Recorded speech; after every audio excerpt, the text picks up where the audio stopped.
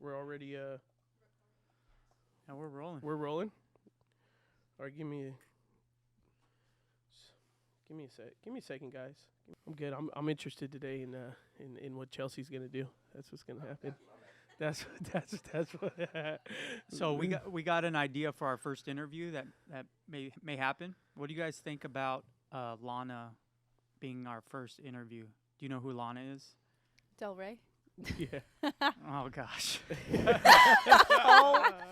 Lana Del Rey. Vasquez, one of our missionaries. Yeah, where they, Thailand. The Yeah, she was Life here last- Impact International. Yes, I know. Yeah, she was here She was like here a week last ago. week, yeah. Yeah. I think that's an she incredible does. idea. She does real mercenary level stuff. You know, Yeah, that would be dope. Yeah.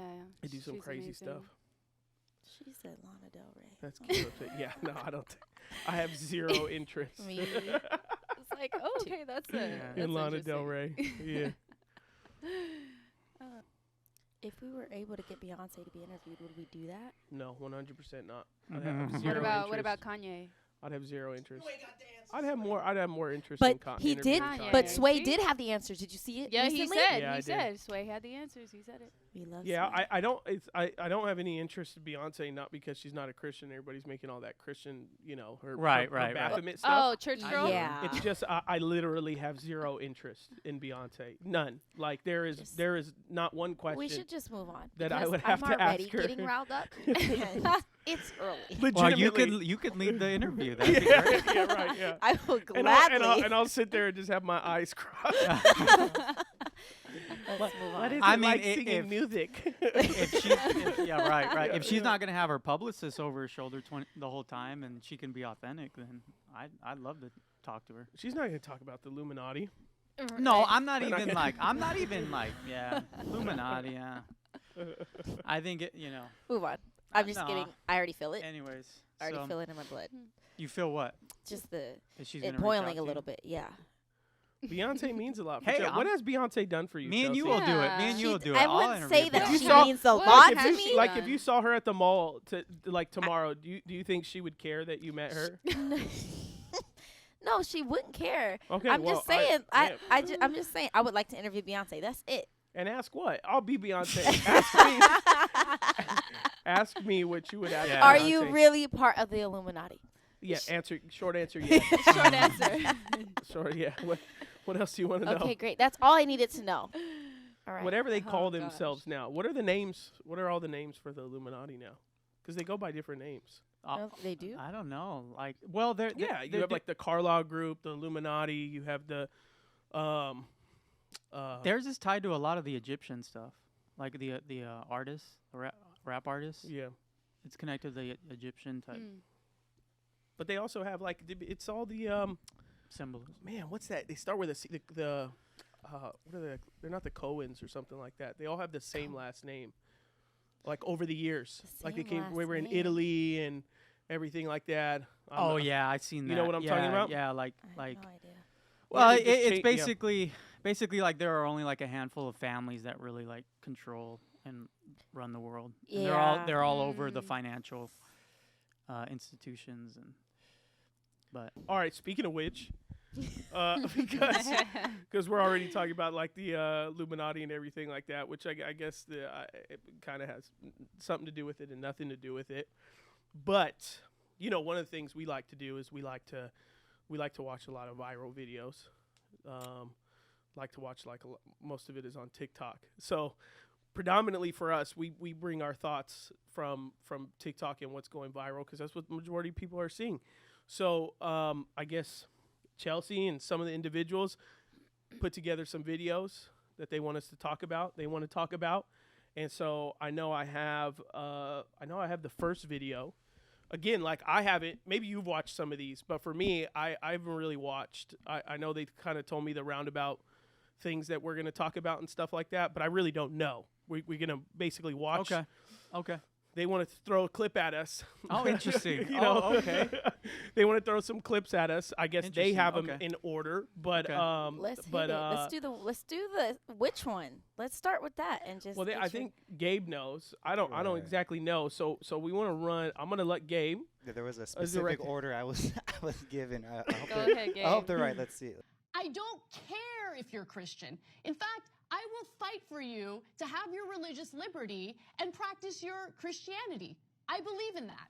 I don't believe in Christianity, which means that you do not get to dictate the way I live my life based on your religion.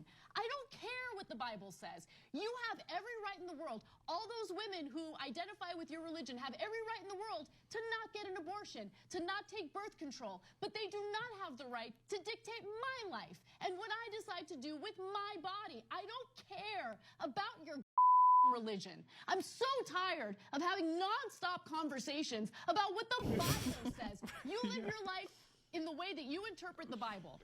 Again, I don't care, but you don't get to take the Bible and tell me, well, the Bible says this in this chapter in this verse. I don't care. I don't care. I don't believe in it, and I have the right, based on our Constitution, to not believe in it. Okay. Wow. Okay, Like, yeah. bro. Well, I think this was a response from the Young Turks, right?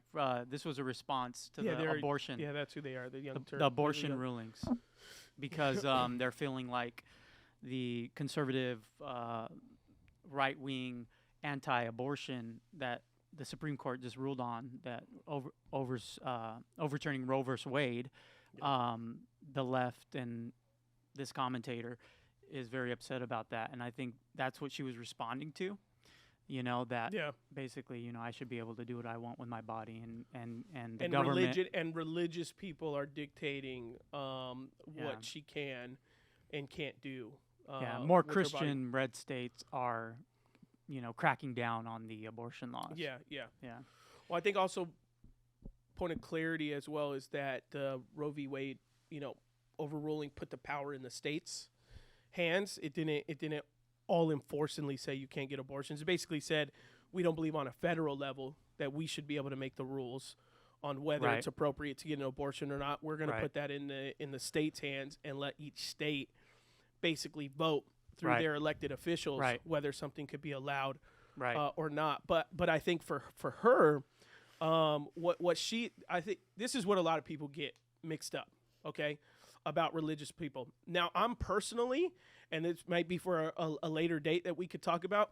I don't identify as a Christian nationalist.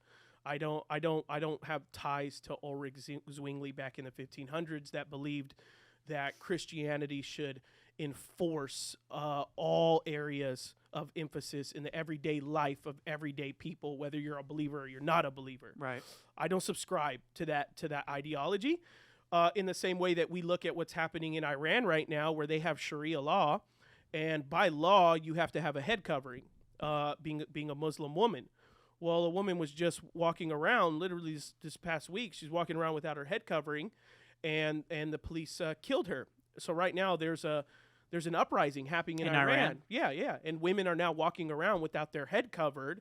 Well, guess what though? That is the law right now in Iran, but it's informed by Islamic belief. So I don't necessarily subscribe to that. I don't, because a lot of Christian nationalists will say, well, our Bible should be 100% the emphasis on morality, 100% in America. But we look over what's happening in Iran and we say a woman should be able to walk around without her head covered, right? Well, no. If you're going to be a Christian nationalist, you have to be able to say then, I think what's happening in Iran, that's okay. But I don't think that's okay, that a woman should be put to death for not having her head covered in the same way. So what she's mixing up is she's thinking that Christians want the Bible to make the laws in our land. Right. But so the abortion debate is a completely different debate, because even though we believe it's scriptural. But with that, it's like, well, what part of the Bible? The Old Testament, the New Testament? I mean, we're a nation founded on Christianity, the New Covenant, not the Old Covenant. We've never been under the delusion that we should institute the Mosaic Law in America. Yeah. The Pilgrims, the Founding Fathers, the George Washington Declaration of the Constitution. It was not based upon Old Testament Mosaic Law. Yeah. So to just say, well, we should have laws based on the Bible. Well, it's like, well, as a nation founded on Christian principles, we've never suggested, we've never been under the delusion that we should make it a crime if you use God's name in vain. which is what's happening in Middle Eastern Muslim countries. It's a crime for heresy, speaking against the prophets and Allah. Yeah. So, but that's not an argument anybody's making in America. Christians are making, or any of the 10 Commandments for that matter, like a graven image. Like if you have a Buddha or something like that, you should be put in prison. Yeah. So it's important to define, what Christians mean by, we should be a nation. We should go back to our Christian roots. We should be a nation that believes in God. And a nation founded upon Christian morals, Christian principles of right and wrong. Because the moment we abandon that, which is what a large portion of our country is trying to do, is trying to dismantle, and we'll get into it. I think there's another clip we'll get into about this whole dismantling everything connected with white civilization, Western white oppressive civilization, that we need to start new because it's all bad. Which, so, we got to define what we mean as Christians when we say we need to get back to the Constitution. We need to get back, because when you read the documents, when you read the Founding Fathers, they were all rooted in a belief in God, in a objective moral standard. And if you get rid of that, and for them, what are you going to replace it with? The freedom to practice religion. Right. Which not be under. They're coming from England. Right. And if you look at English religion history, right, King Henry was Catholic. He wanted to divorce his wife and marry another woman. The Pope said no. So he said, well, then I'm leaving the Catholic Church. I'm going to create my own church, and it'll be called the Anglican Church. Right. And the king will be the head of the church. And we just saw that. Queen of England just recently passed. She's known as the head of the Anglican Church. In the same way that now King Charles is king. He's King Charles III. He is on paper the papal, the same way as Pope Francis. He's the papal leader of the Anglican Church, right? So when we come to America and we establish, our forefathers established America, this idea of separation in church and state, it was saying we want King Henry to be separate from the Anglican Church. Whatever we do over here, we don't want our leaders, the government leaders, to be involved in the church, not the opposite way around. So what this woman just said from Young Turks, she's saying there's no way religious people should be allowed to intercede their views of and convictions on moral law. We have every right to do that. We're voting. We're voting citizens. If we want to be a democracy, the less power the federal government has, the better. Yeah. So that's why Roe versus Wade being passed to the states, I think it was a good thing, because it's removing the power away from a central federal government where abuse can and tyranny is more likely to happen. And it's giving it in the influence of the states and the counties. Yeah. And so if you want abortion, you still have that option. Move to a community, get involved in politics, gather a coalition of like-minded people and vote for that. Yeah. And that's what you're seeing right now. You're seeing red states become more red and blue states become more blue. Yeah. And so the red states are criminalizing abortion to a certain degree. Yeah. And blue states are making it whiter. Yeah. So, we're not saying, and I think that's the right perspective. I don't think you should be criminalized for having an abortion. I don't think. I think you should.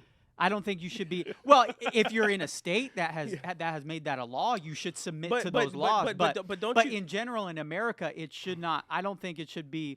That I don't think you should give it. You should give the power to the people, the individual states, to decide whether they want to go through with that or not, and let the Christians be lights and salt in the earth, and by the fruit of their morality and the blessing that comes with that, Now I get Let that the on two sides every battle. other topic. Let the two sides battle. On any other topic, I get that. But would you say if someone just came and stole your car, that as long as if enough people, which is happening in some cities right now, like, man, what city? Does anyone know what city right now? Just I think it was New York or something. A certain city is trying to decriminalize certain things. Like, what's that? Chicago. They're trying to decriminalize like breaking and entering, stealing a car. It's the Purge. Stuff. It's the Purge. The Purge movie coming about. Yeah. So they're gonna. Yeah, it's gonna be crazy. But can't we all agree? Like, that's morally wrong. That's No, that's you're right. ethically wrong. You're right. Right. So to me, abortion is not a conversation of whether people should have the right to choose. The conversation is what is defined as murder. What is defined. And I think some things nationally should and shouldn't be allowed. What Roe v. Wade happened and stuff like that with the Supreme Court. Okay, that's a progress that's happened in this direction where states can decide. But still, at the same time, I think with abortion, the conversation, and this is where I'm saying I disagree with her, where she's saying that somehow we're trying to bring us our religion to make all these decisions. I'm not trying to bring my religion to make all these decisions. I'm bringing in my religion to make a decision, whether abortion is right or wrong based off of is it murder or is it not. Right. If it is, which I argue the most common Christian argument is, we do believe that conception happens at conception. That's when life happens. That would be murder. So therefore, nationally, no one should be able to decide in a given community whether it's allowed or not. It should not be allowed. It's not the same as wearing a head covering. It's not the same, like what you said, taking the Lord's name in vain. This is another life. So collectively, I think more Christians need to make the decision, but not just Christians. Do you know we agree with Muslims on this topic? Do you know we agree with Mormons on this topic? Do you know we agree with Jehovah's Witness on this topic? Well, yes. You know we agree with Jews on this topic. This is where you would lean more from a Christian nationalist viewpoint, which does promote more of a hardline approach. But I don't think that's Christian to legislating the country. I think it's Christian nationalism. That is an important aspect of Christian nationalism to totally make it illegal. Yeah, because your lens and perspective is a biblical one, and you stated, like, we believe as Christians conception or life happens at birth. That's a Christian thought. It's also a Muslim thought. Yeah, it's also a Jewish thought. Yeah, it is. But some people don't fit in any of those categories. So for us to project that ideology. But if a Muslim believes that, would that be Islamic nationalism? Well, Iran is Islamic nationalism. Yeah, absolutely. No, but that's Sharia law. We're not talking about. But they're using the Bible to inform their whole Quran. Right. Is to inform all of their laws. I'm not making the argument that the Bible informs all of our laws. I'm saying logic on what is a life and what is not. I can make the argument against abortion without the Bible. We could just talk about life 100%. And when it starts and whether that's murder. So I don't even have to be a Christian. There's some stuff I would say, oh yeah, my Christian life when it comes to LGBTQ topics, my Christian perspective and my Bible perspective, I don't think it should be illegal to be gay. But that would be Islamic nationalism. You don't think it could be illegal to be gay, but the same people who are saying that it should be unanimous, abortion should be illegal, they would also say that homosexual, even cohabitation should be illegal. Yeah, they would say that. I'm not saying that. Right. But I'm saying that's kind of the road. That's kind of the road that this person is speaking against. Exactly. Yeah. I think she. But they're always going to talk in extremes. Yeah, she's not going to fight to understand us and like. But the nitty gritty. What's the nitty gritty of Christian nationalism? Like, what's the nitty gritty? This is a major aspect. Well, it's an aspect, but the nitty gritty is that they would say the Bible. Liberalism. They would say that abortion. The Bible. Well, yeah, it's become. So you make abortion illegal. That's their sacred cow. That's the most important thing to them. To liberalism is abortion. So what I'm saying is argument from the greater to the lesser. If you say that their greatest, what they perceive as virtue, the ability of a woman to say what she wants to do with her own body, is now unanimously unqualifiably illegal crime at any stage, okay, that is Christian nationalism in practice. That would be an agreement that a Christian nationalist would have with a Christian, but the average Christian would agree that it should not be allowed. That does not make them a Christian nationalist. It's wrong. The average Christian would agree probably that it's wrong and that it's sin and that it's killing a life. The only reason you have access to it is because of modern technology. So over 100 years ago, this wasn't a topic of conversation because the technology didn't allow you to have modern medicine, doctors. Yeah, right. You know, doctors. So even though abortions, they've been known for thousands of years, but they were not regularized, and they were not seen as something that was accepting. You can look at our forefathers in Christianity all the way down to Athanasius and others that went on record speaking against abortion. And they criticized Roman and Greek women and men for encouraging abortions for happening, and they would not have gone to a place where they believed that it should be allowed. Right. It wouldn't be outspoken. It would be in the closet, so to speak, hidden. Something that you hidden. We've talked about this like for the past 10 minutes, but can we actually define, or can you guys define what you view as Christian nationalism for people who might not know? Well, I mean, I feel like I did. It's someone who believes a Christian national, and everyone's going to have their own different interpretation of it. But by and large, a Christian nationalist believes that Christianity should be the predominant force of morality and ethics in America, and all laws and all sanctioned things within our country should be informed by both Bible and Christian practice.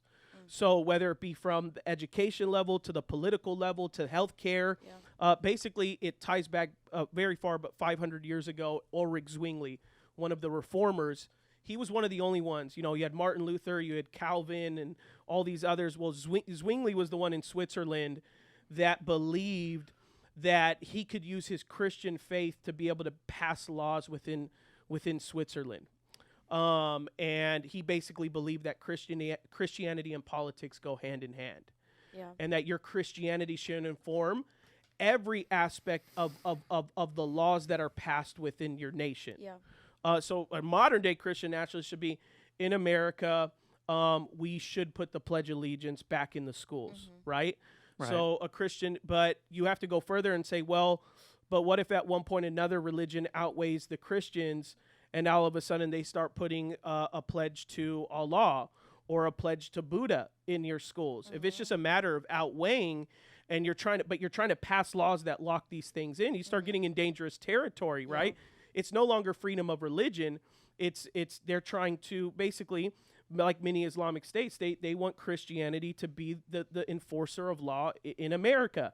Now that's where I say, just because, but they don't say though that you should force it. What they say is you should the concept of being a light to the world and being salt, a preservative in the world. So it's a bottom-up approach where you focus on primarily your family, then your county, your community, your church, and you get involved in government, you get involved in politics, and eventually you fill the legislation, you fill the Congress and the presidency with Christian-minded individuals. Right. So a Christian nationalist isn't saying like you should just do it by force and we should just not by physical force, but it's leading by example. It's taking control of your school boards, taking control of your legislation, and making laws that are dependent upon a Christian morality, a Christian ethic, and fighting against atheistic, secularist laws that Christian nationalists would say would go against biblical moral, specifically New Testament, New Covenant morals. Christ, based on Christ's teaching of the New Covenant, not the Old Covenant. Primarily the New Covenant. And that's what the Constitution was founded upon. That's what the Declaration of Independence was founded upon. And it's just getting back to the roots of our customs and traditions of what made America America, and what makes everything good in America I would say, is based upon Christianity. Even you look at the hospital, modern medicine. It's a lot of the hospitals are Catholic based. They originated by a Christian sense of ethics and morality. It wasn't forced. It happened organically by a community of people who tried to follow Christ. And to me, that's what nationalism is all about, Christian nationalism. Yeah. I think I've seen, why I think I understand the perspective of and the anger of this girl is when the law was passed, a lot of my friends and people I follow online who are believers, it made a lot of comments and verbiage where finally our country's back to where it's supposed to be. Finally, we're all abiding by the Bible. Finally, and so that's the language that I think majority of Christians are using. Finally, we're following what the Bible says. Their argument isn't finally we're doing what's right or what's wrong. It's finally we're doing what the Bible says, which is why I feel like some people have this feeling, why are you trying to push your biblical ideologies on me? It's because that's how we portray it. Right. We're not portraying it as a right or wrong. A lot of us aren't portraying it. We are in this room, but a lot of people online are portraying it this is right or wrong decision. It's a biblical decision, which is why people are like, well, I don't follow the Bible. Why do I have to follow your biblical ideologies? That's why I feel like I understand where she's her anger, where it's coming from. Yeah. Does it make sense? Yeah.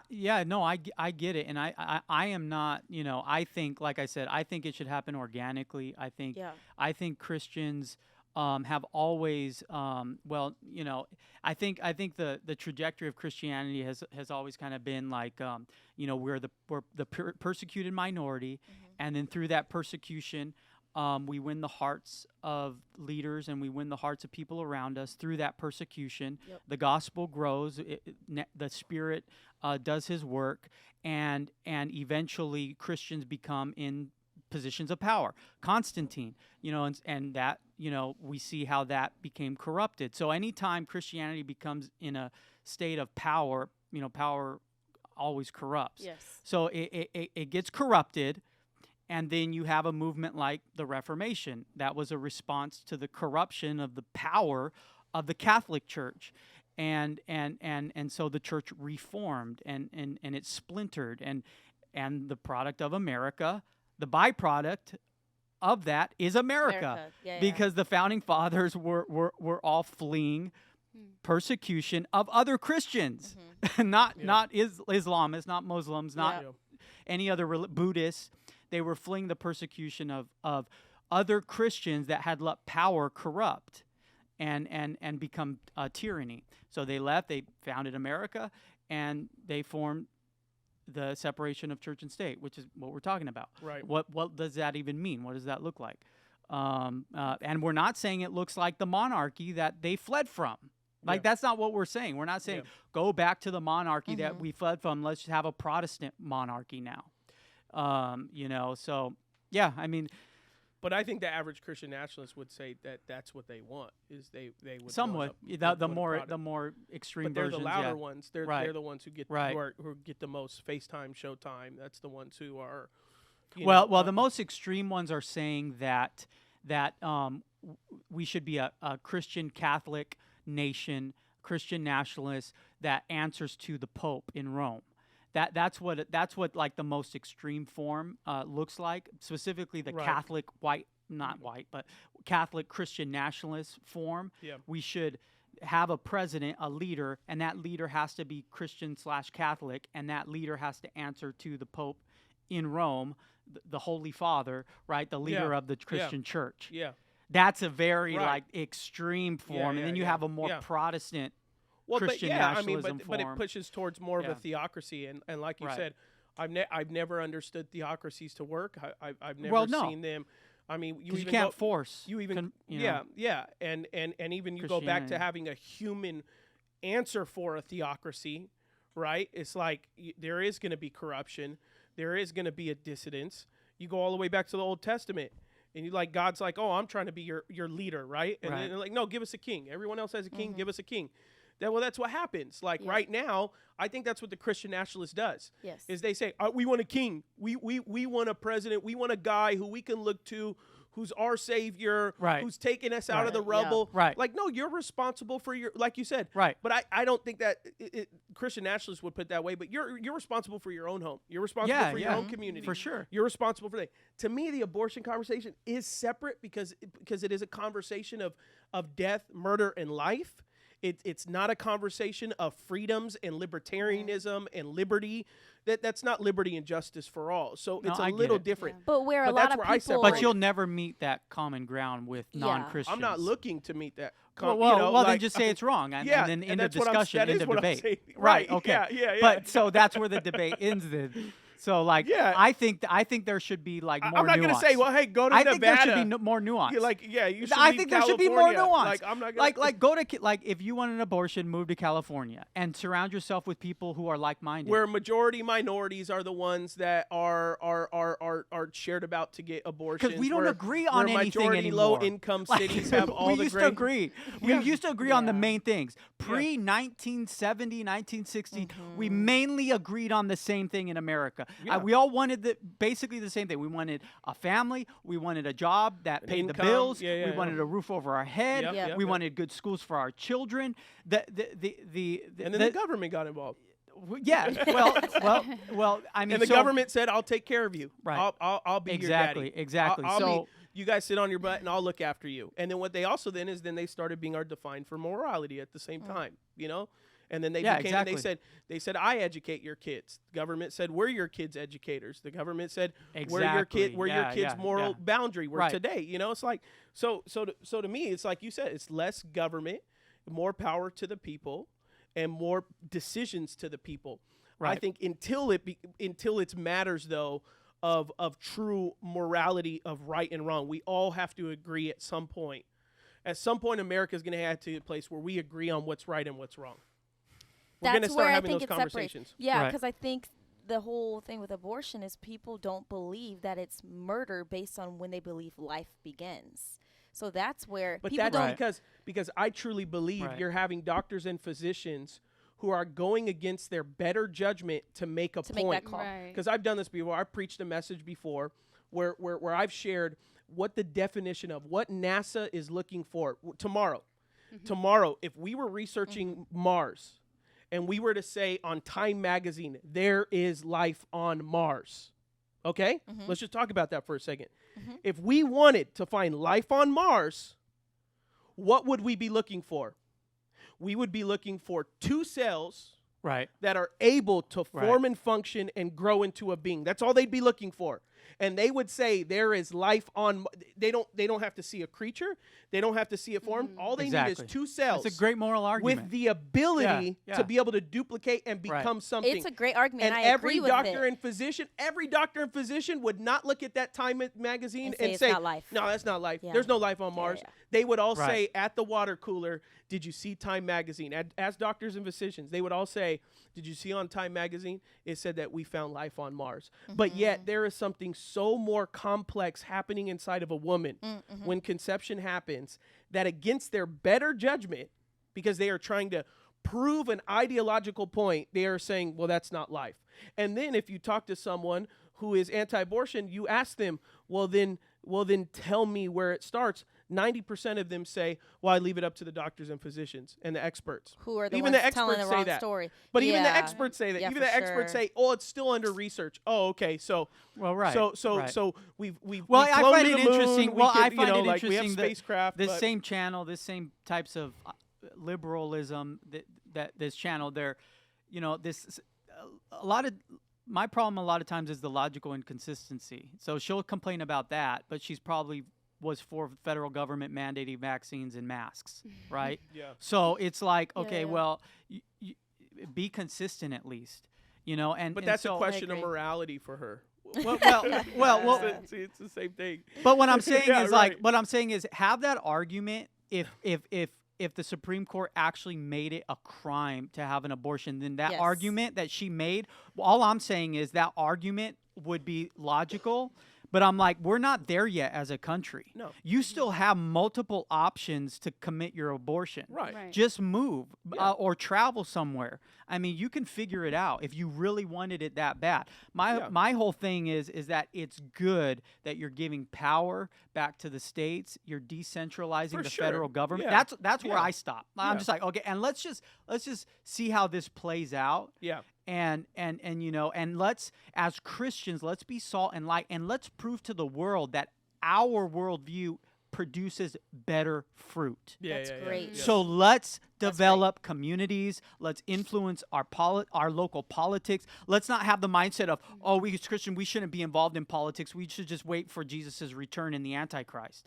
It's like, no. It's like, let's get involved in our school boards. Let's get involved in politics. Which is generally the Jewish mindset, is that is stick to our religion and let whatever happen around us happen. Right. You know? And you know, I think evangelicals have also fallen into that. But I think we're all waking up because we've been jolted the past few years, you know, seeing the abuse of federal government.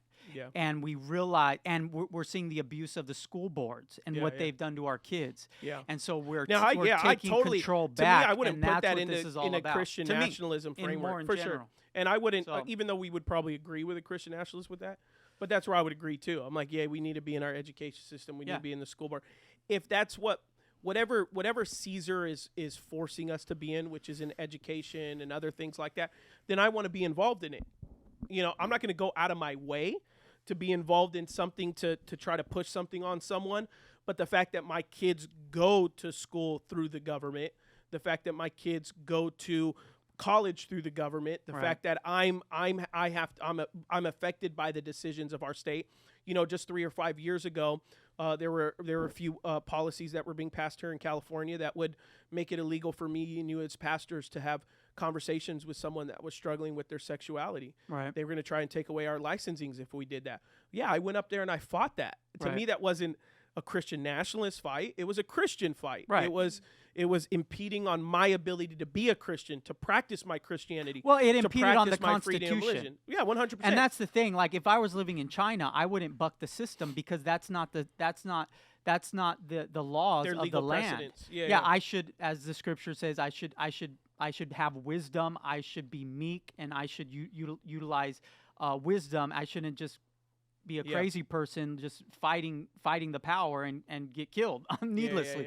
Yeah. So for us, like, the argument has been made very well that it was righteous for churches to stand up against being locked down because that was an abuse of the federal government, an abuse of the Constitution. So it was an abuse of our actual founding laws of the land.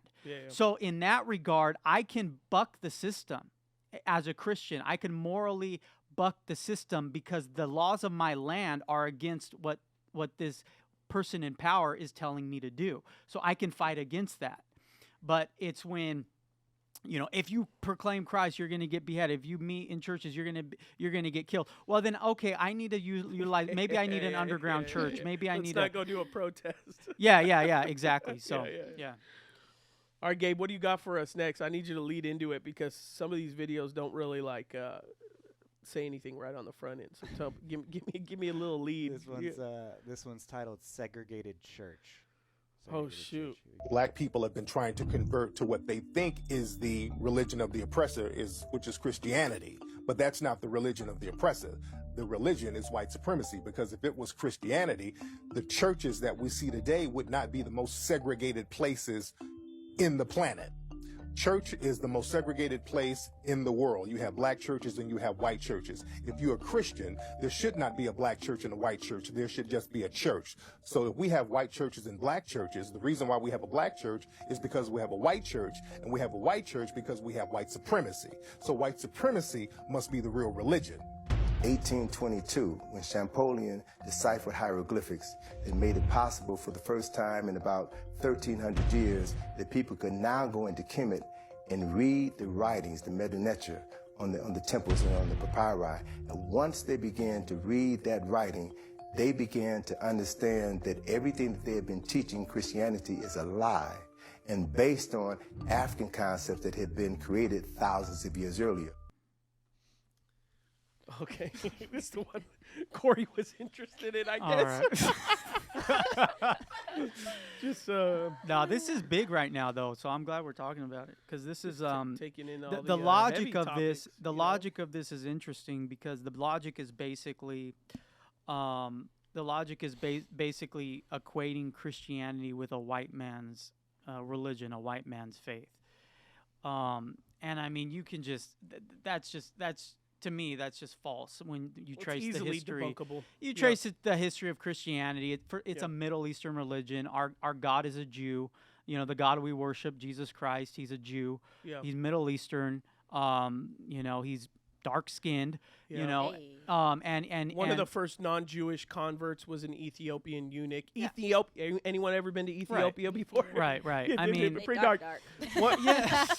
One of the first earliest churches was in Egypt. You know, so. Yeah, I mean, Armenia's on the news right now. Armenia had a big role in church history as one of the first Christian nations. Was Armenia.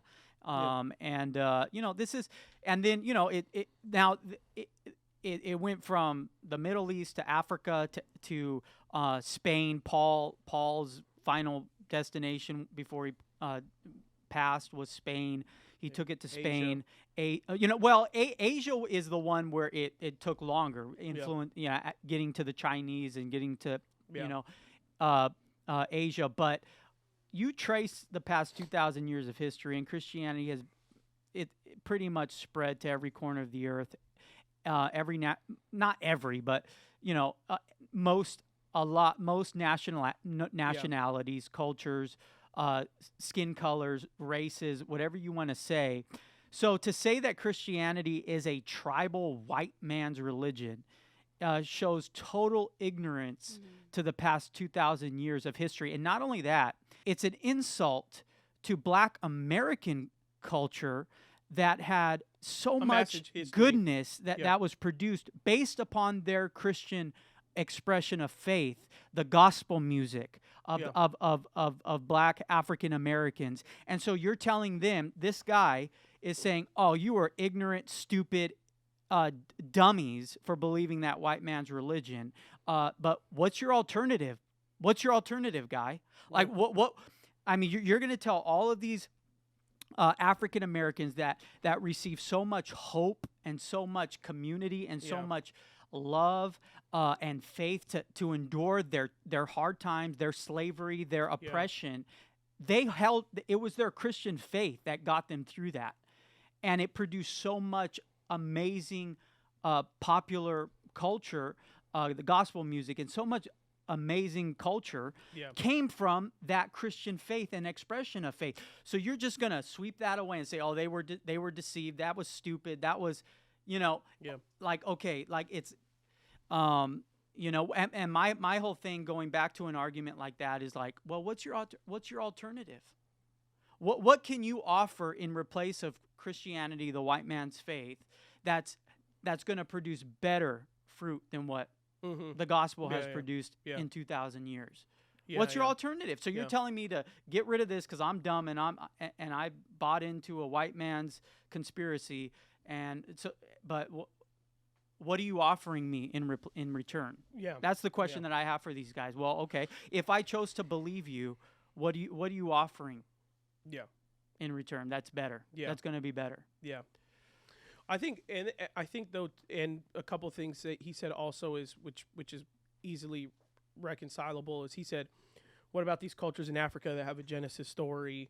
But Africa's not the only place. You go to Mexico, they have a Genesis story. You go to Russia, they have a Genesis story. You go to Asia, they have a Genesis story. They all have dragons. They all have, I mean, globally, we have common themes as each other because... Well, we all came from these two people named Adam and Eve, right? And then as history progressed, then we all came from this one person named Noah and his family. If you're going to take biblical themes and concepts, right? Like, because they're trying to agree with some of this, they're just trying to say that, like, I guess an African folklore or any other culture, because it exists, it must precede the Bible's account. Well, not necessarily, because... Or the Bible was plagiarizing off of, like, these pagan But myths. None of those cultures have anything in writing.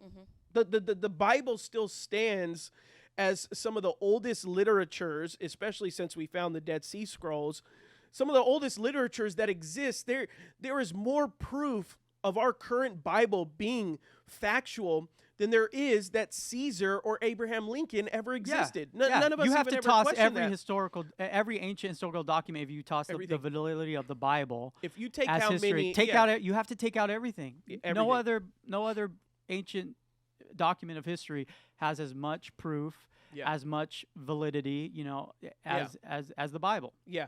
And it all cross-references each other. And all the different manuscripts that we have found over thousands of years, they reconcile with each other, besides very minute things at times. But everything reconciles, word for word with each other. So you're talking about... The main message is the same. The main message, like there may be disagreements of numbers, numerologies, the way a certain town is spelled or whatever. But the main message of the Old and New Testament, when you take all the manuscripts and you put it all together, there is no difference with the main message. The main message is always the same. The Old Testament God always appears the same. The New Testament God always appears the same. Right. The main gospel message, Genesis to Revelation, is all. Yeah. So why do these cultures all have the same quote unquote accounts of Genesis or whatever else? Because a lot of places will also say, oh, well, they have, Egypt had a messianic theme and all that kind of stuff like that. Well, ever since the days of Abraham and even beyond, we've been expecting a Messiah. Mm-hmm. So yes, if we came from Noah, when they spread out amongst Egypt and Africa, they're all going to be looking for a Messiah. And it's an oral tradition. They're all going to be having oral stories. And throughout time, just even look at 100 years ago. If you take English 100 years ago and you go buy a book in English that was printed 100 years ago, the English you and I speak right now makes no sense to reading that book. And you're talking about some of these cultures that have existed over 2,000 years, right? Like Egypt. Right. So, of course, someone's name may have been tweaked from this to this, and they make these arguments. Therefore, Christianity is a knockoff. Therefore, the Old Testament is a knockoff. But not really, when we're all coming from the same place. We're all coming from the same culture, same traditions, and our oral stories stayed the same, but yet had minor tweaks and differences in that. But at the end of the day, no one else can provide a proof text that is as deep and proven as the Bible, that has enough historicity that does not contradict itself. Even though some people try to argue contradictions, but they're not contradictions. Right. So it has enough. So unless you can bring another book of some other culture that has enough consistency and written manuscripts that date those days, and you're not going to find it. It doesn't exist. And fruit. Yeah. I mean, look at the fruit that the God of the Old Testament and subsequently AD after Christ. What other religion? What other document has had as much life-changing, culture-impacting, shaping impact as the Bible? Yeah. Slavery was ended in England by William Wilberforce, who was a Christian.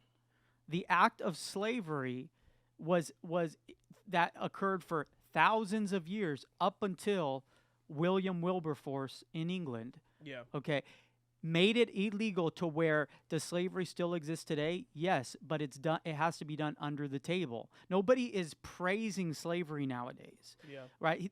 It was, and that was all based upon the Christian ethic. Yeah. Christian morality. So what I'm saying is what other document?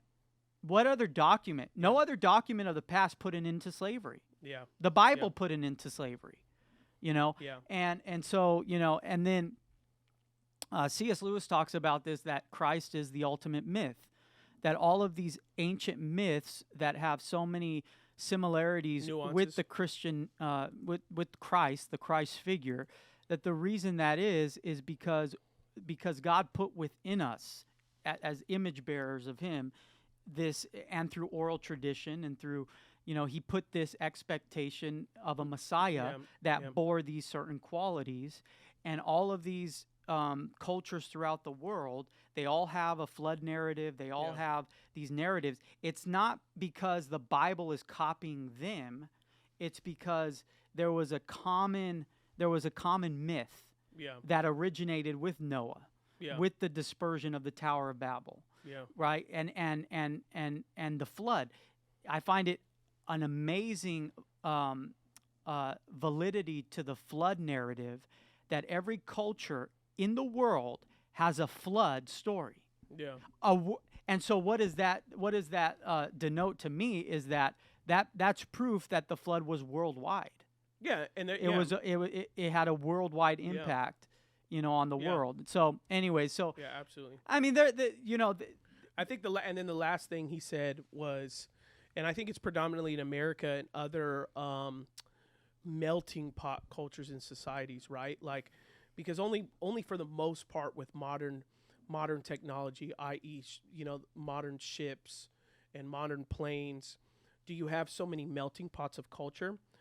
Pre these levels of you would really only talk about merchant stops, pre modern boat technology that can actually cross the transatlantic. Even 500 years ago, it was hard to cross the transatlantic to get from England or Spain here to America, right?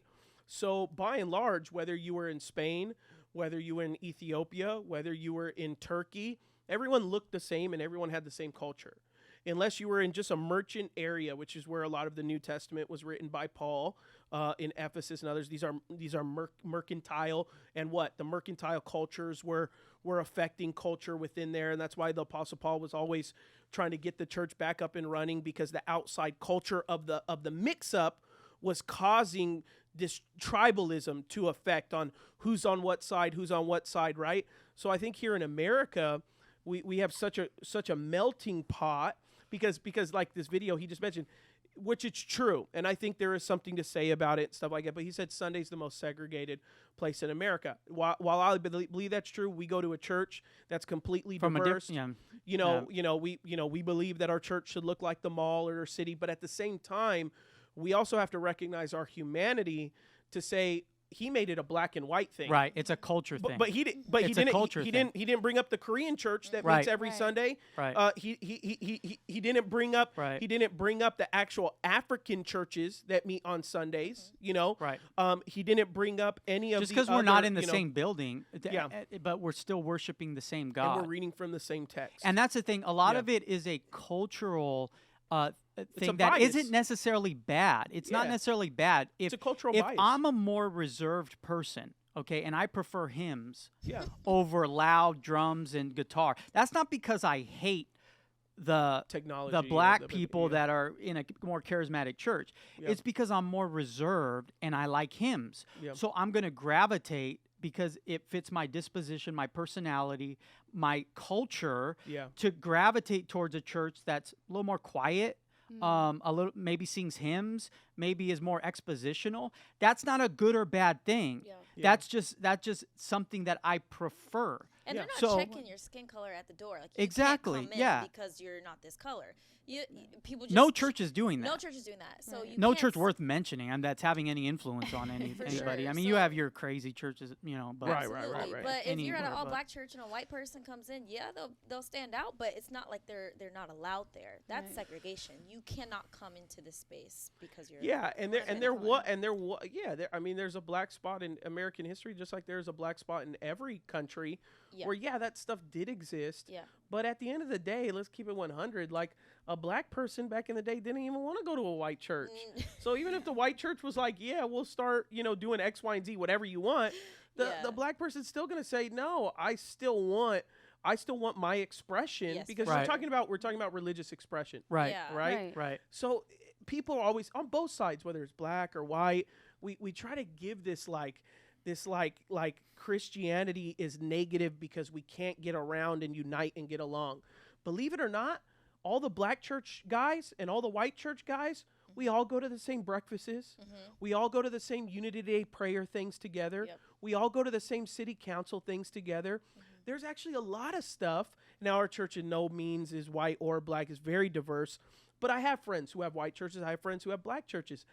and they all go to stuff together. They don't go, right. hey, listen, I'm not going to that prayer breakfast if there's any black church guys there. Yeah, and you got to think going, about, you got to think or about Nicaraguan the church or whatever, too. right? Yeah, and I mean, it's a language thing. That's a good you know, point. I grew up in a Spanish-speaking church, so that's a great point. we go because we understand the language. We understand, you know, how we express ourselves. We're very expressive, you know, so, and that's what you have to understand too. It's not necessarily, oh, we're just trying to create division. I don't want to go to a white church or African American church, you know. So I think you have.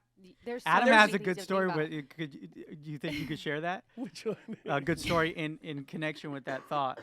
The whole like how it's like even in Hispanic or black, you still have multitude of cultures. I mean, like it's not as simple as it's like not Hispanic, black. Yeah, you have it's like there are cultures in Africa that diametrically opposed to other cultures in Africa. So anyways, you have an illustration about how our church, let's hear it. Well, I mean, I always tell people because people believe that one single church should do everything and reach everyone. Okay? And what I mean by that in a hyperbolic sense is I think churches are supposed to reach everyone, every type of person, but I don't think they're supposed to reach every individual. I.e. what Caleb just said when he said, I like hymns. If I'm going to choose a church, one of my, now it may be a big prerequisite or it may not, but if for him it could be, where he says, I'm going to go to a church that does hymns. Well, if we're a church that sings Hillsong, no matter how much I try to reach Caleb, I cannot reach him because he wants a hymn, right? He wants hymns every Sunday, right? I don't think there's anything wrong with that, right? Right. So what I tell people all the time, because people will say, I think every church should have a Spanish church, a Spanish expression. I think every church should reach these type of people and this type of people. I say, okay. So right now, you and I transport to Mexico. We're in downtown Mexico City, right? And you and I look at each other and we say, you know what? We need to start an American church here in Mexico. We need an American church. Right. What does an American church look like? You speak English. Okay. So what else?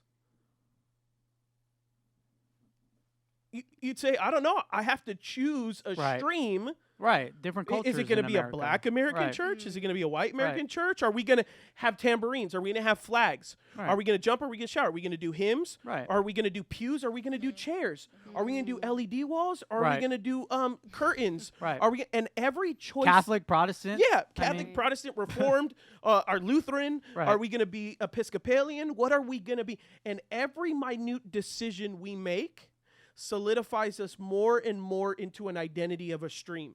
So right away, if I said, okay, we're not going to have any LED walls, we're not going to have any bright lights, we're not going to have any smoke, that immediately knocks off a lot of people. Immediately in your head, you go, okay, so we're going to head towards more of a contemporary, more of a traditional. We're going to have, violins and guitars without any bass. And okay, and then I say, but then what we're going to do is we're going to allow tambourines. Well, now you're a little thrown off because you're like, oh, I thought we weren't going to have any lights. I thought we weren't going to have any electric instruments. I thought we were going to do acoustic instruments only, but now we can have Man, what are we? And the more that I say what elements we're going to have, the more it would give it an identity, right? That's a cultural identity. That's a reference. So anyone in America that says, I think an American church should look like blank, go to any other country that is not a melting pot, because Mexico is not a melting pot. You go to Mexico, 99% of people there are Mexican. Right. They're either Spanish conquistador or roots, or they're indigenous roots. You got one or the other, okay? Maybe some Portuguese, maybe, right? So you go to these countries. You go to the Philippines, right? You're talking about kind of single cultural DNAs. But now you go to America. This is the only place where this argument and this criticism begins to exist. Right. And I think people ought to worship as long as it's biblical, as long as it's scriptural. You should be able to express. And actually, there's been a lot of socioeconomic studies done on denominations, and it's actually pretty true. So what they've realized is if you're a wealthier, higher income Christian that identifies to be a Christian, but you make a subsequent amount of money, chances are if you make a subsequent amount of money, we would all probably agree that they would probably be of a higher intellect, right? Mm-hmm. If someone's very wealthy, they probably are very highly intellectual. They probably like to read. There's a lot of things that go with that, right? Mm-hmm. Well, what do you think is their common expression of worship? Well, it's generally with an intellectual church. So the average wealthy person who identifies as Christian, they're actually a Presbyterian, or they're Reformed, because they relate to God intellectually. Yeah, that's great. Right. The more you go into minorities, Hispanics, African Americans, who by and large through history has been on middle to lower income. Right. Generally, our expression, our story, Nancy said it, others would agree. Nancy said what? We're very expressive. Mm-hmm. We're very shouting. We're very this. So what church are they going to be? They're going to be Pentecostal. Yeah, for sure. They're going to be apostolic. Right. And emotional. Yeah. They want to go to church and they want to have an emotional experience. And you want to know what? They're both right. Right. Yes. They're both right. Right. Yes. You can go to church on Sunday and not clap your hands once or lift your hands in the air and still love God with all your heart. Right. But then you could go to church the next Sunday and you can shout, scream, and fall out on the ground and you can love God all the same. Right. But we've become so tribalistic. Black and white. An enemy that goes, if your expression isn't my expression, as long as it's biblical and as long as some stuff isn't in the Bible, it says, then I do have the freedom to do that, right? Yeah. Nothing in the Bible. Now, we wouldn't do it at our church, but nothing in the Bible says you can't wave a flag back and forth, right? So there's a lot of old time, Pentecostal churches where they like to wave wags. We wouldn't do it because we would think new people coming to church would think it was a little strange. But that's not in the Bible. There's no prerequisite whether you can or can't do it. So you can do it. But there's that example that are you getting to, like the actual example you had here? Are you willing to share that with the Spanish church? Oh, yeah. Yeah, so My bad. I totally missed your cue. You should have gave me more of No, that's good because that provides context. Yeah, it provides context. Like to the specific. So we had a Spanish church here one time. And what happened was there was a season where the Spanish pastor kind of had a falling out, so I had to step in, even though I don't speak Spanish. So I stepped in, and so I basically became the pastor of it for like 5 months. And every Sunday I would show up, and the only thing I learned was Dios te bendiga. Like, what is it, Nancy? God bless you. Yeah, God bless you. So that's all I knew. I'd say that to everyone for everything. Dios te bendiga. Right. So during this time period when I take over the Spanish church, I think to myself, I'm going to modernize it. We're going to have fun. So I start getting these signs made in Spanish that are like, God bless you. And, have a great day, but it's all in Spanish. Right. And so the first Sunday that we run it out with all of our volunteers, I had 2 people come to me and they said, hey, where did you get these signs made? And I said, it's just from a company. They pre-make them. And they said, well, that's Caribbean Spanish. That's Puerto Rican Spanish. That's Cuban Spanish. We're Mexican Spanish. Right. So by next week, you need to the hyphen is in the wrong. And mind you, we spent like $500 on these signs, and they begin to tell me how different one Spanish word is to another, and how they want it changed. And then there were some few song suggestions I made. And then they said, because I was just trying to listen to good music, top charts, they said, no, that's El Salvadorian Spanish worship. There's no El Salvadorians here. We're only doing Spanish music that's like X, Y, Z. And I'm thinking to myself, there is so many streams of Spanish. Yeah. So there's actually, in America, there's no such thing as a Spanish church. You have to choose, because then one person looked at me who was he was El Salvadorian, and he was like, yeah, a couple years ago we had another Spanish pastor, but he was Mexican, and their Spanish is like Ebonics. It would be like it'd be like for us if like a Southerner came up who was uneducated on stage. And so us El Salvadorians, we don't like Mexican preachers because their Spanish comes off uneducated. Yeah. And I'm thinking to myself, well, then I don't know what Spanish church to give you. Right. Well, you don't want a Mexican, but you don't want a Caribbean Spanish, right? Right. And but Spanish churches in Florida are thriving, but why? Because all the Spanish churches in Florida, they're all coming from the Caribbean. Mm-hmm. So they all have one culture. Mm-hmm. Mm-hmm. So, I got a lot of great friends that are Spanish pastors in Florida, and they're crushing it in the Spanish church but because they're crushing it, because everyone that's coming to their church is Puerto Rican or Cuban, and they all come from the same area of aisles of culture, right? But then you come here to California, and you have, predominant Mexican, but outside of that, most Mexicans culturally, they'd be Catholic for the most part, so they're coming into church. It's just a lot more messier. Than what there's people are more trying nuance. To see, It's not right white. or wrong. Yeah. It's not I'm better than you. Yeah. My church is better than yours. I'm more faithful to God, to the scriptures. But we make it sound like a lot of boil it is just down into culture. It's preference. It's culture. It's right now there's a in some sectors there's a growth in Protestants converting to Catholicism, because they want a faith that's more rooted in church history. Yeah. So they want a tradition in a world where it's hard to distinguish what's right or wrong, and we're not even in the society doesn't even know what a woman is anymore, what a man is anymore. And so a lot of the young people too, a lot of pastors are falling out and all that stuff. They want that stability, they want that tradition, they want that, and so that's not necessarily a right or wrong thing. That's just a preference. Oh, my personality, my character right now prefers this expression, or more of a entering a worship space that has more of a sacredness to it, more of a meditativeness to it. So that's not a right or wrong thing. It's just where I'm at in my personal journey. This is more comfortable to me. I have another friend. I'll end it with this. This is a funny story. So I have a friend that I think this is pretty public knowledge, so I don't think I'm speaking on anything I shouldn't. But Rick Warren's church in Saddleback, he was very famous for a time period where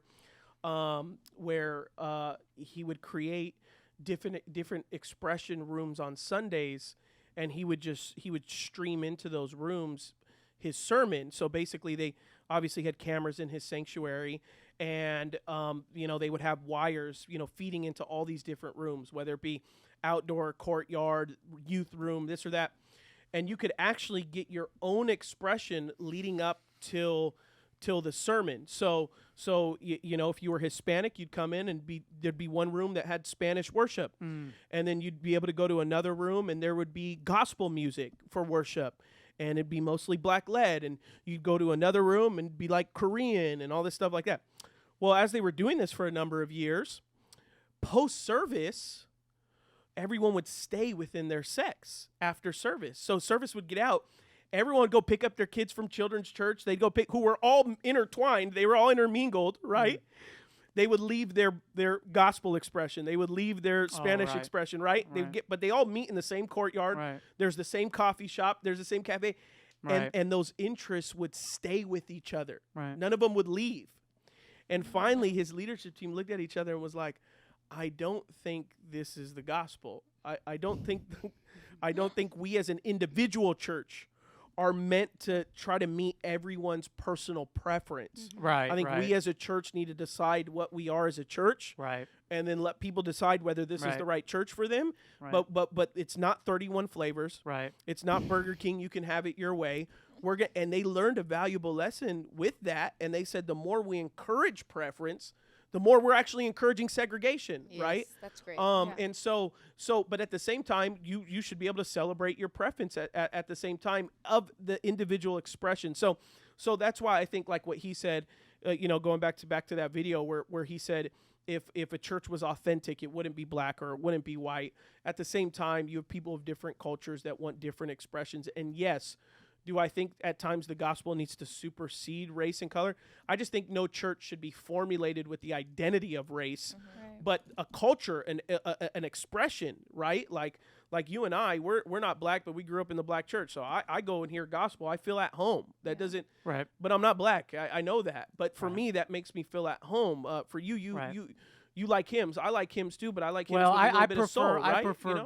I prefer the gospel we grew up on, that Ken Ham, and that's my like sweet spot. Because I grew up on that. For you and I grew up on that. It's not a matter of race or ethnicity. Yeah. It's a matter of culture. Yeah, it's a matter of preference. Right. Right. So I can go to a church and they, Hillsong songs have like a like 100 verses in it, and they're like ballads, right? Words. Right. I sit there, I get lost, but I look over my shoulder and I see people. They're like falling out to it. Cool, great. I don't think it's good or bad. I would say that's a perspective, like to say that the church is the most divided. I would also say, from a different perspective, you could say the church is the most uniting force in the world. Yeah. Like you're just looking at it from a very simplistic way, like what we just talked about, how certain cultures gravitate to people of like-minded expression of faith.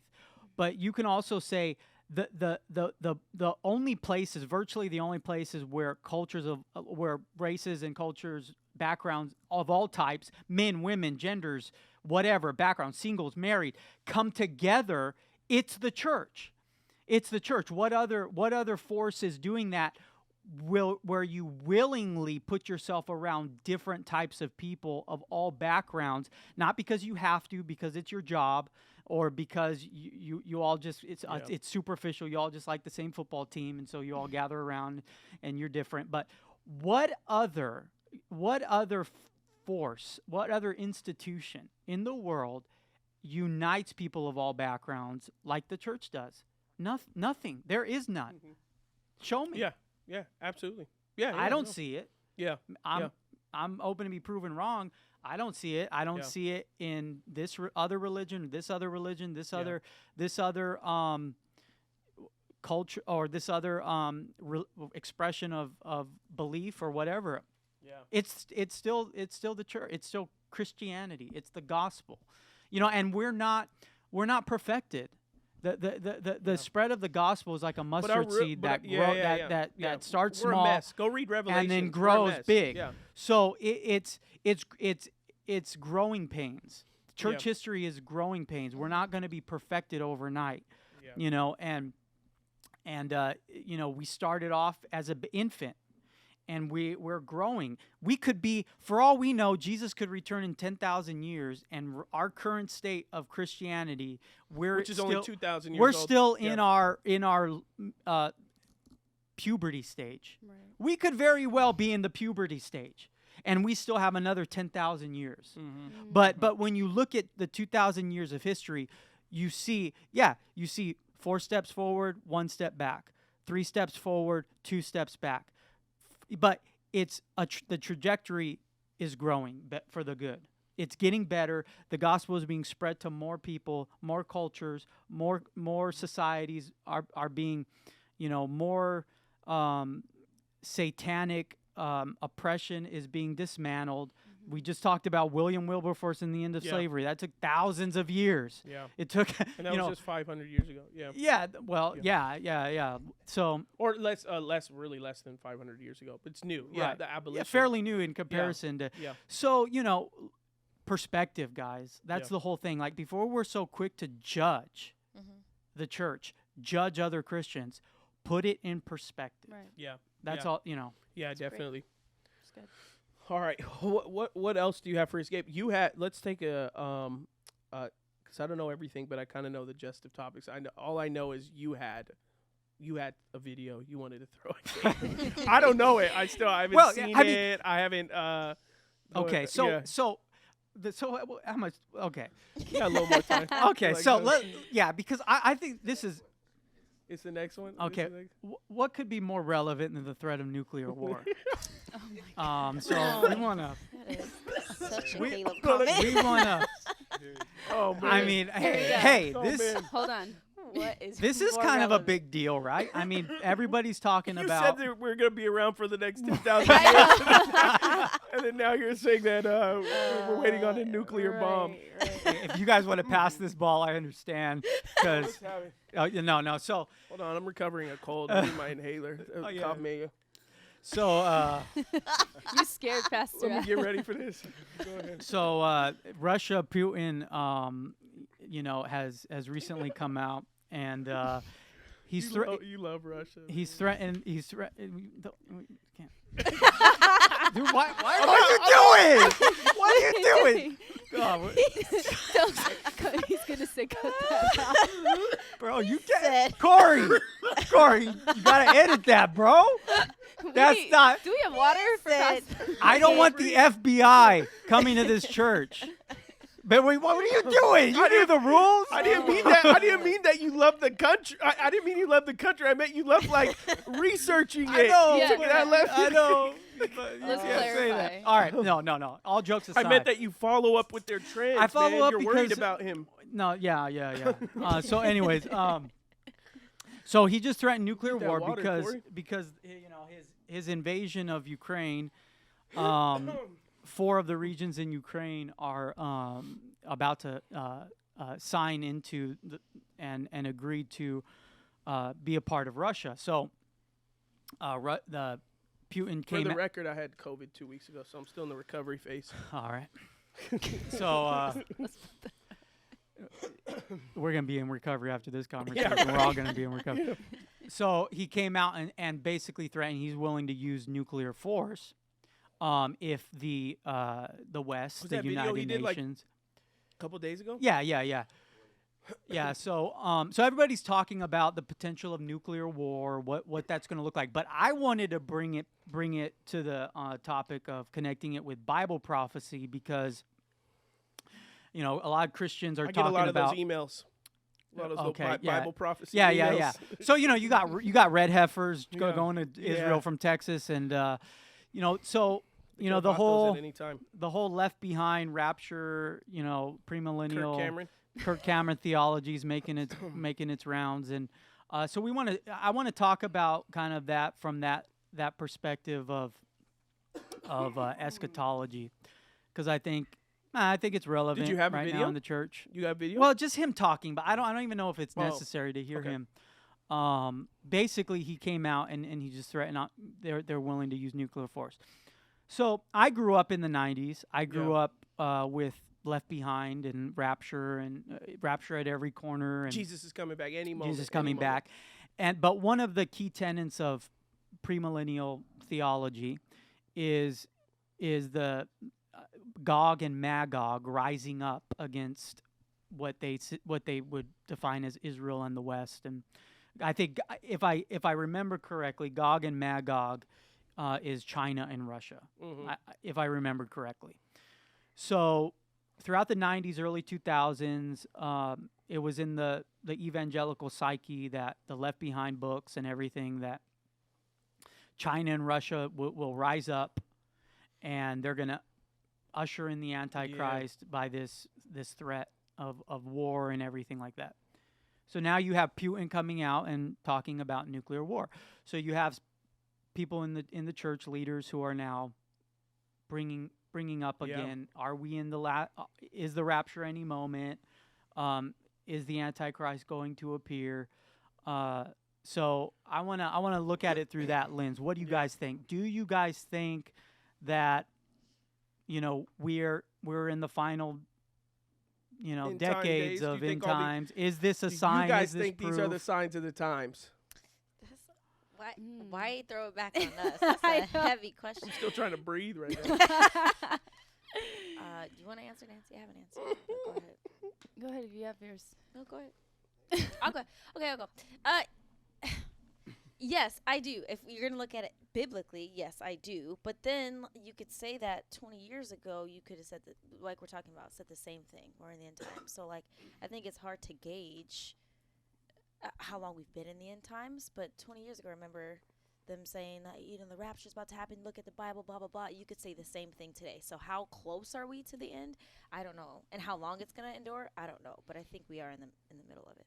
Yeah, I mean, I would agree. I would have dreams as a younger girl and about the rapture that we were gonna, take off. And so, I mean, for me, it just, I don't know. It does seem obviously with what we're seeing nowadays, but we wouldn't know. Obviously, maybe the I have Bible that says perspective because I did grow up in the Left Behind culture, so Yeah, all you have that. the rapture is just in front of me. Let me just throw you a Right. curveball, You know what I'm saying? right?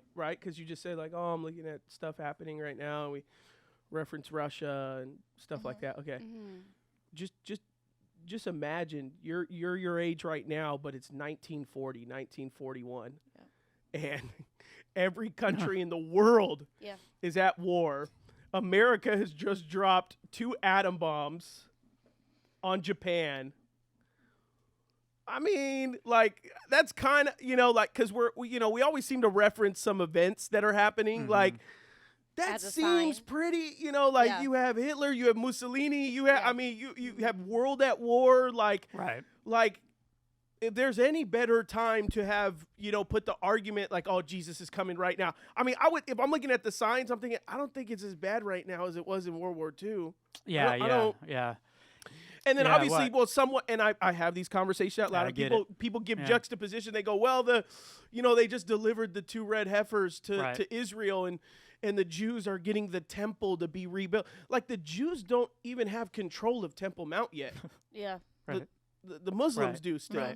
Like, that's one of the prerequisites for the Temple Institute is they need control of the temple. So there, to me, and you could, like, you're literally talking about in Israel's history. I mean, it was founded in 1948. So we're only 2022. That's not long ago, right? Mm-hmm.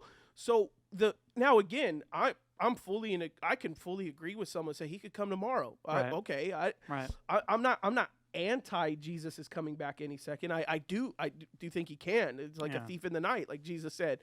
So I'm not anti, but I'm also aware of, like you said, how long I've been hearing this since I was a child. Mm-hmm. Right. Yeah. And how many times people have handed me books and magazines and right now, and just put this dates morning. And times on it. Right. Yeah. I love my grandma. Grandma, if you're watching, I love you. But 2 hours ago, she texted me this prophet's email that she received about him talking about some of the things that are happening in certain areas. Yeah. And that's the thing. I think there's a disillusion. My grandma's like, get ready. And I'm like, I've been ready. There's a disillusionment, though, like, because especially our generation. And if you were going to get ready, though, what would you change? Yeah, what can we do? I mean, a lot of times it can have the opposite effect where you're constantly just looking to be raptured and you're not focusing on the here and now and you're not focusing on influencing your world and your culture and your city for Christ. But I think this is important to talk about because, our generation, and then the generations that preceded us, probably the 1970s through the 2000s. For sure. We were 2 generations that were like, if you were in the Christian American church, you were beat over the head with this. Yeah. For sure. Left Behind books sold like crazy. Audio track. And so many prophets and you'd be profited off of their predictions. It's going to happen. Of when it's going to happen. In 2002, it's going to happen. In this year, it's going to happen. And this is the helicopters symbolize the locusts in Revelation. And, it never happened the way they described. Yeah. And so I just want to like caution like people like I think we should go Old Testament with prophets. Well, yeah. You get one prophecy. You get one prophecy wrong, stoned to death. And then so I mean, that's what the Old Testament said. It said a prophet had to get all his prophecies right, and if he didn't, and here's my thing in my kind of trying to discern the current culture and times with things, and what's happening with Russia is very, very unique that these premillennial prophets don't really talk about. And that is that Russia is not an atheistic country anymore. Russia has declared themselves a Christian nation. Mm-hmm. So they have taken on their tradition of Russian Orthodoxy. They have made that their state church, their state religion. Which is one of the oldest churches in the world. And the fall of the Soviet Union was the atheistic form of that Russia was, and it produced, I think, 10 million murders of its own people, Stalin. And so very few countries have as much bloodshed as Russia against their own people. So they've been through a lot. They've suffered a lot. So let's put context, okay? Since the fall of the Soviet Union, they tried to dismantle and destroy every ounce of Christianity in that nation. And there were only 2,000 churches left. Right now, there are over 40,000 revived Orthodox Christian churches in Russia. Okay, we know of a ministry of a mega church, a charismatic mega church in Moscow that has been there for 20 years. And so I'm not saying Russia's good or bad. Russia's right or wrong. I think it's Rick Renner, right? You can look him up. Yeah. I'm not saying Russia's good or bad. I'm not saying Russia's right or wrong. I'm not putting any judgment out there. I'm just saying objective fact. This is what's happening in Russia right now. And when you hear what Putin has been saying the past several years, he sees this as a holy war. Okay, from his perspective, he sees this as a holy war where the West is encroaching on his borders. The liberal West. The liberal, secular West is encroaching on his borders, nuclear weapons, biological, so on. So what he's doing is in response to what he perceives as a threat to his nation.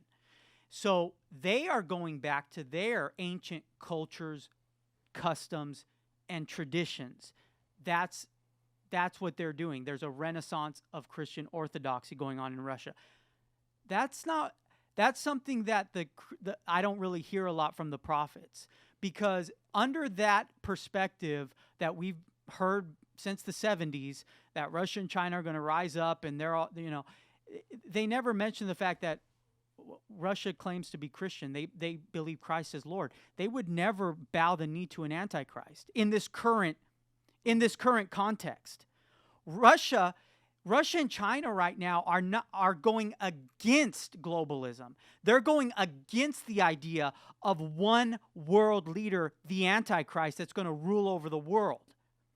It's important to keep that in mind as Christians we discern what's going on in the world. Okay, these nations that are against us, the West, against America, China, Russia, Iran, these are not globalist nations. They want to remain within their borders. They want to just do them. They want to just be free to have their own culture and not be pressured by outside forces. So that's something that I think is interesting. I'm not saying it's right or wrong. I'm not saying it's good or bad. Right. I pray peace on Israel. I pray peace on America. I pray peace on the world. I pray peace in the Middle East. I pray peace in Russia. I pray peace in Ukraine. I pray for peace and no war, no bloodshed. That's what I want. That's what I pray for. So, but when we think about like end times, and right. hopefully it's like every get into this realm of sensationalism where we're like freaking out. We're quick to anything that becomes global news or national news. Yeah. And that's kind of my biggest pet peeve, and I think probably why I've been so turned off of it over the years, is I do believe Jesus could come at any time. I do believe there are some signs out there, but I think that there are individuals in the church that are making a profit with these prophecies and these statements, and they're never held accountable for making these prophecies wrong. Yeah. Right. And so when they hit, they hit. It's almost like they play blackjack every day. Right. And when they hit, everyone shares their stuff, and then when they don't hit, we just go, "Oh, they're human." And I'm like, no. Then I can go start a business as a pastor doing those prophecies, like, and to like anything that makes global or national news, they feel like they have to. Almost like Tales of the Crypt. They have to open up their Bible and they have to start associating these situations with stuff that's in the Bible and say that's why this is a sign for this. Right. Now and so it's tough because then you get jaded and then you just go, there's this sign for this, and you go, oh, and another situation, another phony prophecy, another phony end times things, where there is some things that really are going on in the world that could be really leading to end times, and anyone could point it out and you could say, yeah, that's true and stuff like that. But yeah, I think really when you hear what's happening with Russia or China, and then you hear our president, whether it's Trump or Biden, and their interactions and everything like that, you're just talking about foreign diplomacy. Like you're talking about, just like I said with like World War II, we look back at World War II and we would say that today, I think I could probably get 99% of Christians to agree that World War II had no signs of the end times. But imagine being there in that day I'm sure anyone could at any point made the argument this is a sign for the end times. Well, so sometimes I feel like when we're Jonathan in the heat of Edwards it, you know? and a lot of the 17th century Puritans, Oh, they yeah. thought the Pope was the Antichrist. Oh yeah. They thought the Hands Catholic down. Church was the Antichrist. Totally, 100%. And I don't believe that at all. I think Yeah. they were totally off about that. Yeah. So we've always kind of been like, Looking, Oh, we're looking. whatever force of tyranny rises in the world, we're like so quick to say that's the Antichrist. Yeah. You know, Yeah. the end of the world is coming. Yeah. The end of the world is just around And I the corner. think it's and fun just, to talk about and explore. That's why I tell people all the time. They come to me in the church, come to me after service, and they say, Pastor Adam, and they want to talk about the end times. And I tell them, listen, I am totally game to have fun and explore this conversation with you. Right. But just so you know, I'm not believing half of what I'm saying. I'm not. I'm holding it with a grain of salt. I have theories. It's fun. Yeah, I have theories. theories, but in yeah. no way am I saying go and buy all the unperishable foods Right. and Yeah. go and get dehydrated milk or whatever it is. Right. Like at the end of the day, if Jesus came tomorrow, I wouldn't have need for anything. I'd be gone. Hopefully Left Behind's Right. got me thinking I might be left behind, but outside of that, I'd be gone. You know, I'd be shot up. So what am I? And what is it that I can do? And I always ask people because they're worried. I'm like, what is it that guy could do? What if what's happening in Russia is an end times thing? What am I doing? Right. I'm preaching the gospel. I'm making sure everyone I know knows the Lord and is ready for His return. But I'm going to do that whether Jesus comes tomorrow or 10,000 years from now. Right. Nothing in my attitude or approach is going to change. And some people will be like, well, other people will get ready. But Jesus made it clear we're not going to know when, we're not going to know how. So you got to be ready. You got to expect it. So that's the best thing I can do for someone is when someone says, do you think Jesus is returning soon? I'd say yes. And if I lived to be 30,000 years old and every year they still told me, do you think Jesus is coming soon? I'd Right. say yes, because the Apostle Paul thought so. Yeah, for sure. And I'm 2,000 years later, Right. I still think so. Right. And just like you Right. said, if Jesus comes back in 10,000 years, in relative speaking to eternity, that is all short time periods. Right. I do genuinely believe every jot and tittle in the Word and in the Scripture. I do think He's coming back. I do think it's going to be swift. But there's a million signs out there. People thought in 1948 when Israel got their country back that He was going to come any day now. Oh, right. You Right. know? Right. And we're still now 70 Well, something years there's later. there's right? a clip with Catherine Coleman who was convinced that Christ, and I even saw a clip with Paul Crouch of TBN, an old clip in his younger years, but both of them were convinced that they would never see death, that they would Yeah. be raptured. Yeah. They were convinced, and one of them even said that it was spoken to me by God. Oh, God. So I guess God lied. Yeah, Yeah. because Right. So I just caution Well, myself, don't get into this again, like this whole sensationalism where it's overly hyped Yeah. up, it's overly emotional, it brings fear to you. You're looking around the corner, you see clothes on the floor, and you think that you got left behind, and you're now going to be beheaded. You know, it's like, oh, you know. Yeah. But I think that's the biggest thing is like, be ready, explore it when you see stuff, intrigue it, be scholastic around it, and study your Bible and correlate stuff as much as you want. But also know, like, we've all been saying this for 2,000 years. It's part of the program. And yeah, we're all excited. It's like my son. When it starts to be Christmas season, every single day he asks, is it Christmas yet? Is it Christmas yet? Because my son's 4. He doesn't know the difference between months, days, weeks, years, stuff like that. So every day once my son sees Christmas lights going around the house and all that stuff like that, he goes, Daddy, is it Christmas yet? And I'm like, no, son, you still have, my wife, she starts putting up Christmas decorations in like October. So It's a starting from whole nother October conversation. and on, every day he asks me, is it Christmas yet? And I'm like, no, it's on December 25th. It's in 8 weeks. He doesn't know. And I feel like we as Christians, we're that same way. It's just every day we're like, we're just looking at the news and we're like, does that mean he's coming back? Does it mean? Right. But at the same time, I don't look at my son very serious when he asks that. I think he's young, he's naive, he doesn't know. And for us, we think we're like geniuses for almost catching the code on when Jesus is coming. As if for some reason Jesus said that no one's ever going to know, but Right. me, I figured it out. I figured out when he's coming back. It's like, no, there's no way. There's no way there's going to be some. It's not going to literally be, okay, Israel gets Temple Mount back and boom, Jesus is there the next day. Jesus wouldn't say we don't know the day or time then if that was the case. So yeah, I think it's interesting what's happening in the world. I think it's interesting as it pertains to us as Americans and who we are as Americans.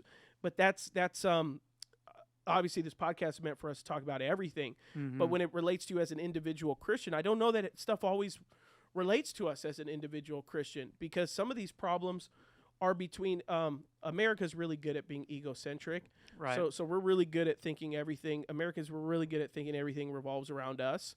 And there's people. Well, both sides have propaganda. Yeah. Both sides have propaganda. You know, it's been embedded in our cultural psyche through movies and every entertainment for years, for decades now, that Russia is evil. Russia is the bad guy, right? Yeah. And for all we know, their propaganda says the same thing about us. So, you know, no news source is unbiased. And you and I talk about it all the time. It would be good one day if we could. He might not. I don't know how much he could talk about, but if we could get Rick Wenner here, because he's been at our church before. Yeah. He's been at our church. Yeah. Because you and I have had a theory. Well, I have a theory. He's not allowed to talk about Russia. Of course not. So especially now. No. Well, that's the problem I have with Russia is he can't talk about Russia. There's no freedom. Well, they're in a war. They're in a military operation. I get it. Yeah. Well, they have a dictator. But yeah, but yeah. He wouldn't be allowed to. Right. But I respect that. I would still be interested. For them, I respect that. I don't respect. I think it works for them. No, it doesn't. It seems miserable. I don't want a guy. I don't want a guy in power for 25 years. No, if he's a great leader, I do. Oh, no way. Abuse of power. No, if he's a King David. The top side are rich. If he's a King David, I want David ruling for 1,000 years, bro. He ain't no King David. I'll tell you that much. When you got people starving, and when you got a pastor, Rick Wenner. Where'd you read that from? I've been there. Yeah, no, you ain't been there. You ain't been there. You read it from we got to figure out local newspaper. We get Rick Wenner. Yeah, I want to hear from the horse's mouth, but I don't know. That may not happen. No, we might be able. We could probably get. We might be when everything clears, when the dust settles. When the dust settles, and we'll ask him. Because here's where I was going. I had a point before you got all pro USSR on me. My thinking is to ask him the question that yes, do the average Christians in Russia think that there is a holy war happening against America in an end time sense? That's a great question. Do they do what we do? What's their We're perspective looking at on Russia and we're going, it's end times, and we view ourselves as the good people, not as Christians, but as Americans. Right. Do the Christian because they confess Christ? They're our brothers and sisters. Exactly. We're going to be in heaven with them for eternity. And there's more. What do they think? Yeah. What are they being told? I'm going to be in heaven with more Christian Russians than I will be with non-Christian Americans. Right. So we have more connection to a Russian Christian than I do a non-American Christian. Right. So that would be my question. Maybe we could find a way to email and just get the simple answer. I've heard from some sources, but you never know. It could be biased, right? Who do you know? No. Listen, I got sources. that the approval rating from the populace in Russia, it's a 90-some% approval rating.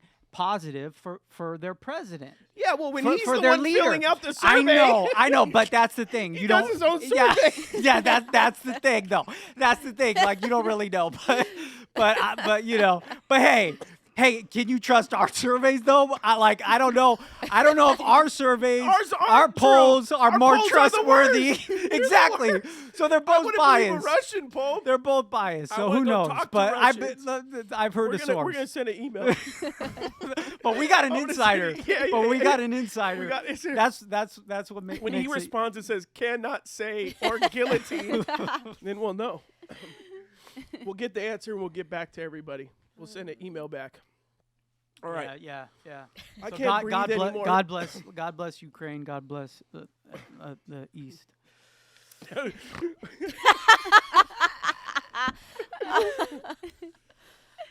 Still recovering this COVID. Okay. I think that's good for today. That's enough. That's enough sweat. Go catch your breath. That was spicy. Well, here's the thing. I was on vacation, and then I caught COVID on vacation. So. My family was at Disney World. They went and did everything while I was in a room for 4 days just trying to breathe. So I'm better now, but I had it pretty bad. So I'm recovering now, but I'm going to be all right. So at least quarantine is in 14 days now. So. No, it's like 5. I think it's 5. Yeah. So you're good. All right. God bless everybody. All right. Thanks for being here. Good show.